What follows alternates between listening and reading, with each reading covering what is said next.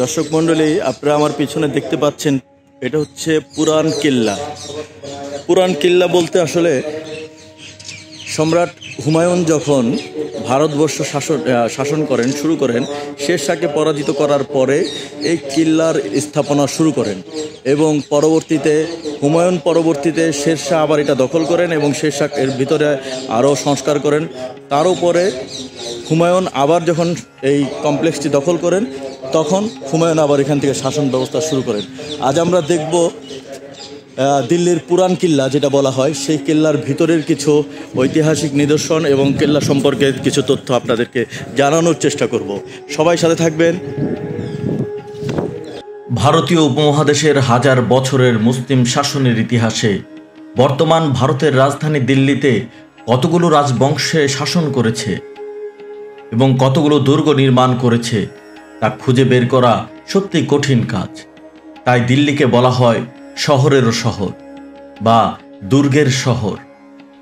দ্বিতীয় মুঘল সম্রাট হুমায়ুন এবং সুরিদ সুলতান শের শাহ সুরি দ্বারা নির্মিত ভারতের দিল্লির অন্যতম প্রাচীন দুর্গ পুরান কিল্লা বা ওল্ড ফোর্ট, এবং এটি দিল্লির ষষ্ঠ শহর বলে ঐতিহাসিকগণ মনে করেন। পুরান কিল্লা আক্ষরিক অর্থে পুরনো দুর্গ, এমন একটি স্থানে অবস্থিত যেখানে বসবাসের দীর্ঘ ইতিহাস রয়েছে। খননকালে খ্রিস্টপূর্বের চতুর্থ বা তৃতীয় শতাব্দীর নির্দিষ্ট স্তর এবং মৃৎপাত্রের টুকরো পাওয়া গেছে, যা আনুমানিক প্রায় 1000 বা 500 খ্রিস্টপূর্বাব্দের যুগ হতে পারে। প্রকৃতপক্ষে স্থানটিকে প্রাচীন শহর ইন্দ্রপ্রস্থের সাথে যুক্ত করে, যা মহাকাব্য মহাভারতে বর্ণিত যমুনা নদীর তীরে পাণ্ডব ভাইদের দ্বারা প্রতিষ্ঠিত হয়েছিল। যদিও মহাকাব্য নিজেই এই শহরটিকে পরবর্তীতে পরিত্যাগের কথা বলে, তবে স্থানটির নামের স্মৃতিটি ইন্দ্রপাট, যা বিংশ শতাব্দীর শুরু পর্যন্ত এই দেয়ালের মধ্যেই ছিল। দ্বিতীয় মুঘল সম্রাট হুমায়ুন দিল্লির শাসনভার গ্রহণ করার পর 1533 সালে এই স্থানে একটি দুর্গ নির্মাণের সিদ্ধান্ত নেন, যাকে দিন পানাহ বলা হয় বা বিশ্বাসের আশ্রয়স্থল। এটা বিশ্বাস করা হয় যে দুর্গের দেয়াল এবং গেটগুলি 1 বছরের মধ্যে সম্পন্ন করা হয়েছিল। কেল্লার ভেতর নির্মিত শের মণ্ডল বা হুমায়ুনের লাইব্রেরি ধারণা করা হয় যে এটি নির্মাণ কাজ হুমায়ুন শুরু করেন এবং শের শাহ সুরি শেষ করেন। 1540-এর দিকে মোগলরা আফগান বংশোদ্ভূত সেনাপতি শের শাহ সুরির নিকট পরাজিত হলে কেল্লা সুরি রাজবংশের অধীনে চলে যায়। তখন শের শাহ সুরি কেল্লার অবশিষ্ট সংস্কারের কাজ করেন। শের শাহ তখন কেল্লার ভিতর আরও নতুন নতুন ভবন নির্মাণ করেন। 1541 সালে শের শাহ কর্তৃক নির্মিত 1 গম্বুজ বিশিষ্ট কিলাই কুহান মসজিদ নির্মাণ করেন।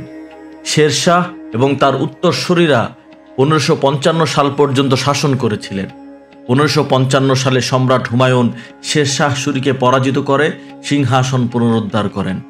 পুরান কিল্লার ভিতরে এই নির্মাণগুলো কে কে নির্মাণ করেছিলেন, কখন কোন শাসক নির্মাণ করেছিলেন, এটা নির্ণয় করা অনিশ্চিত।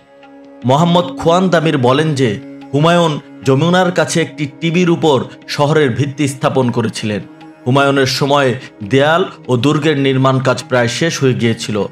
তারিখে দাউদ বলে যে শের শাহ সুরির রাজকীয় শহরটি তার মৃত্যুর পর অসম্পূর্ণ থেকে যায় এবং তিনি তার দুর্গের নাম রাখেন শেরগড়। আব্বাস সারওয়ানি বলেন, তিনি মারা যাওয়ার সময় তার দ্বারা নির্মিত 2টি দুর্গ অসম্পূর্ণ ছিল। তারিখে খানজাহান বলেছেন যে সেলিম শাহ সুরি হুমায়ুনের দিন পানাহকে রক্ষা করার জন্য একটি প্রাচীর নির্মাণ করেছিলেন। এই কমপ্লেক্সের চারপাশে আরও বেশ কিছু স্মৃতিস্তম্ভ রয়েছে, যেমন কাইরুল মঞ্জিল, আকবরের পালক মা, মাহাম আঙ্গা দ্বারা নির্মিত মসজিদ, এবং যা পরে মাদ্রাসা হিসেবে ব্যবহৃত হয়েছিল। 1556 সালে শের শাহকে পরাজিত করে মোগল সম্রাট হুমায়ুন দ্বিতীয়বার এই পুরান কিল্লা দখল করেন। অবশেষে 24শে জানুয়ারি 1556 সালে হুমায়ুন তার লাইব্রেরি শের মণ্ডল থেকে সিঁড়ি বেয়ে নামতে গিয়ে পড়ে যান এবং মাথায় আঘাত পেয়ে 3 দিন পরে তিনি মারা যান। তার মৃতদেহ প্রাথমিকভাবে পুরান কিল্লায় সমাহিত করা হয়েছিল, কিন্তু দিল্লিতে হেমুর আক্রমণ এবং পুরান কিল্লা দখলের কারণে হুমায়ুনের মৃতদেহ পালায়নকারী সেনাবাহিনী দ্বারা উত্তোলন করা হয়েছিল এবং পাঞ্জাবের কালানৌরে স্থানান্তরিত করা হয়েছিল, যেখানে তৃতীয় মুঘল সম্রাট আকবরকে মুকুট পরানো হয়েছিল। তরুণ মুঘল সম্রাট আকবর পানিপথের দ্বিতীয় যুদ্ধে মাত্র 1 মাসের মাথায় হেমুকে পরাজিত ও হত্যা করেন। হুমায়ুনের মৃতদেহ দিল্লিতে পুনরায় সমাধিস্থ করা হয়েছিল এবং এরপর থেকে পুরান কিল্লা মুঘলদের দখলে থাকে। যদিও পরবর্তীতে মুঘল শাসকরা আগ্রায় তাদের রাজ্য স্থানান্তর করেন, যার ফলে পুরান কিল্লা আস্তে আস্তে তার ঐতিহ্য হারিয়ে ফেলে। দর্শক মণ্ডলী, দিল্লির এই পুরান কিল্লা প্রায় 2 কিলোমিটার বিস্তৃত এই কিল্লাটি ভারতের নয়াদিল্লিতে একটি ঐতিহ্যবাহী স্থান হিসাবে দাঁড়িয়ে আছে।